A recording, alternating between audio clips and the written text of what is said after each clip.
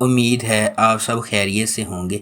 اگر آپ نے ابھی تک ہمارا چینل سبسکرائب نہیں کیا تو اسے ابھی سبسکرائب کر لیں اور بیل آئیکن کو دبانا بالکل بھی مت بھولیں۔ آپ کا بہت شکریہ۔ نمبر 8، کیزل گونجا لار۔ کیزل گونجا لار مریم کی دل خراش کہانی سناتا ہے، جس کی شادی ایک اسلامی فرقے میں 14 سال کی عمر میں ہوئی تھی، اور اب وہ اپنی بیٹی زینب کو شیخ کے پوتے کی دلہن جیسی قسمت سے دو چار ہونے سے روکنے کے لیے بہادری سے لڑ رہی ہے۔ اس کی بھابھی کی رہنمائی میں، جو فرقے کی ایک سابق رکن ہے، انہیں احساس ہوتا ہے کہ انہیں فرقے کے طاقتور چنگل سے زینب کو بچانے کے لیے بھاگنا چاہیے۔ ڈرتے ڈرتے اپنے منصوبوں کو اپنے ظالم شوہر سے چھپاتے ہوئے مریم کو پہلے سیکولر سائیکیٹرسٹ لیونٹ کے گھر میں دیکھ بھال کرنے والے کے طور پر پیسہ کمانا چاہیے، جو اس کی مدد کرنے پر راضی ہے۔ ان کے متصادم مذہبی اور ترقی پسند عقائد کے باوجود مریم اور لیونٹ جذباتی طور پر ایک ساتھ کھینچے جاتے ہیں، لیکن ان کی زندگی میں انتشار اور گہرا ہوتا جاتا ہے جب ان کی بیٹی کی شناخت ظاہر ہوتی ہے۔ نمبر 7، سفر۔ سیریز کا مرکز گل سوئے خاندان پر ہے، جو کیپاڈوشیا کے سب سے نمایاں خاندانوں میں سے ایک ہے، جن کی انتہائی قابل احترام زندگی ایک غیر متوقع سانحے کے بعد تباہ ہو جاتی ہے۔ امریکہ سے اپنے بڑے بیٹے آتش کی واپسی پر گل سوئے کافی عرصے کے بعد دوبارہ ایک جگہ پر اکٹھے ہوئے ہیں۔ آتش، جس نے کم عمری میں ایک ٹریفک حادثے میں اپنے والد کو کھو دیا، اپنے دادا عمر کی زبردست اتھارٹی کے سامنے سر تسلیم خم کرنے سے انکار کرتے ہوئے گھر چھوڑ دیتا ہے۔ اپنی والدہ گلفیم کی درخواست پر وہ اپنے دادا کے قائم کردہ خاندانی کاروبار کو سنبھالنے اور بڑھانے میں اپنے بھائیوں یمان اور اوکان کے ساتھ شامل ہونے کے لیے کئی سالوں کے بعد گھر واپس آیا ہے۔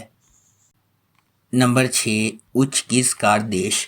ایک زمانے میں ایک خوبصورت لیکن پر اسرار ملک میں 3 بہنیں رہتی تھیں، جن کا نام ترخان، دونش اور دریا تھا۔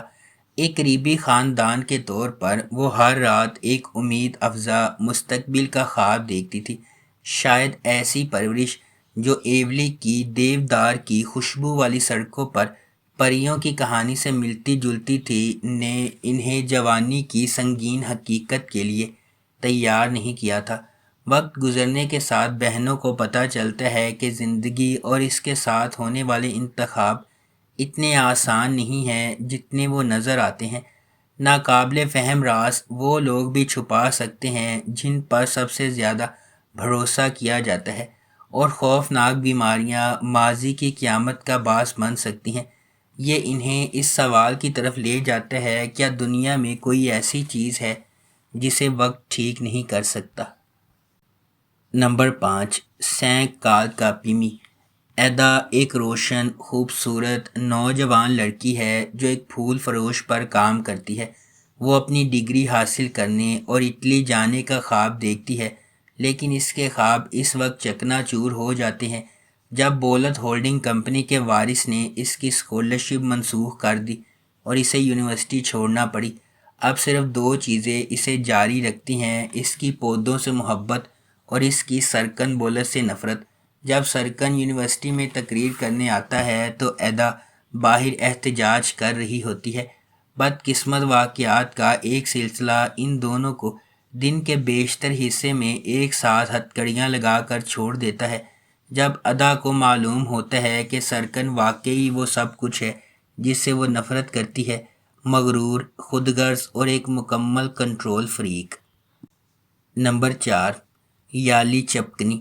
حالس آغا زیورات کی ایک بڑی سلطنت کا مالک اور کورہان خاندان کا سربراہ ہے۔ اگرچہ اس کا بیٹا اورہان اور سب سے بڑا پوتا فواد زیادہ تر کاروبار چلاتے ہیں، پھر بھی وہ کمپنی میں سب سے اہم فیصلے کرتے ہیں۔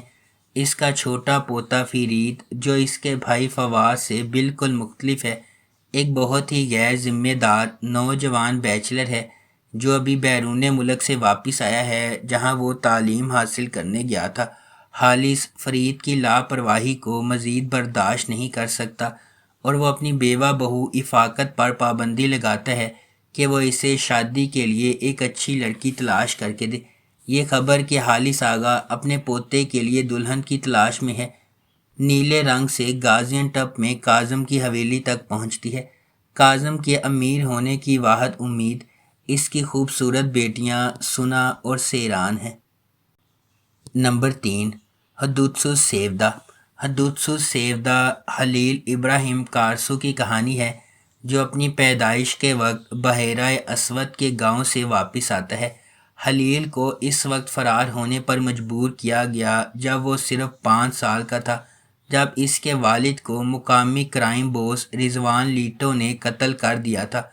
20 سال بعد خلیل اپنی بچپن کی محبت یاسمین سے شادی کرنے گھر واپس آیا ہے، لیکن جب رضوان کا بیٹا یاسمین کو قتل کرتا ہے تو اس کا مشن بالکل نئی سمت اختیار کرتا ہے۔ خلیل ایک آدمی کی فوج بن جاتا ہے جس کا واحد مقصد رضوان لیٹو کو تباہ کرنا ہوتا ہے۔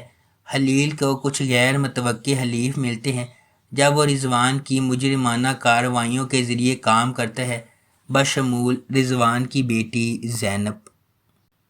نمبر 2، سیاہ بیاس اشک۔ فرحت ایک سرد خون والا ہٹ مین ہے جس کا ماضی تکلیف دہ ہے۔ وہ اپنے مجرم چچا نامک کے لیے کام کرتا ہے۔ دوسری طرف اصلی ایک نوجوان اور مثالی سرجن ہے جو انسانیت کی خدمت کرنا چاہتی ہے۔ ایک دن ان کے راستے اس وقت ملتے ہیں جب اصلی نے ایک ایسے شخص کو بچانے کی کوشش کی جسے فرحت نے گولی مار دی تھی۔ سرجری کی وجہ سے اصلی غیر ارادی طور پر خود کو ایک عجیب و غریب پوزیشن میں ڈال دیتی ہے جو اسے اپنی جان بچانے کے لیے فرحت سے شادی کرنے پر مجبور کرتی ہے۔ طاقت کے کھیل میں پھنسے ہوئے وہ دونوں جو ایک دوسرے سے اتنے ہی مختلف ہیں جتنے سیاہ اور سفید، تاہم فرحت نے ایک معصوم محبت کی کہانی کو جینے کے لیے بہت گندی زندگی گزاری ہے۔ کیا ہوتا ہے جب جان بچانے والی عورت کو جان لینے والے مرد نے پکڑ لیا؟ ایک پرجوش محبت پیدا ہونے والی ہے۔ نمبر 1، ہرجائی۔ ریان سعد دولو خاندان کی پوتی ہے جو مدیوت کے مضبوط ترین خاندانوں میں سے ایک ہے۔ اگرچہ اس کے والد ہزار اور اس کے چچا جیہان عظیم خاندان کی اہم شخصیات ہیں، لیکن اصل رہنما اس کا دادا ناسو ہے۔ ناسو ریان کے ساتھ بدسلوکی کرتا ہے۔ وہ ہمیشہ اس کی کزن ییرن کا زیادہ خیال رکھتا ہے۔ اس کی وجہ یہ ہے کہ ریان ان کی بائیولوجیکل پوتی نہیں ہے۔ اس حقیقت سے ناواقف ہونے کی وجہ سے ریان سوار ہو جاتی ہے اور جب میران کی گاڑی قریب آتی ہے تو گھوڑا ڈر جاتا ہے اور ریان نیچے گر جاتی ہے۔ میران کو ریان سے محبت ہو جاتی ہے اور وہ اس سے شادی کرنا چاہتا ہے۔ یہ خبر ییرن کو ریان سے بدلہ لینے کے قابل بناتی ہے جب سے وہ ییرن کے پیارے کو چھین لیتی ہے۔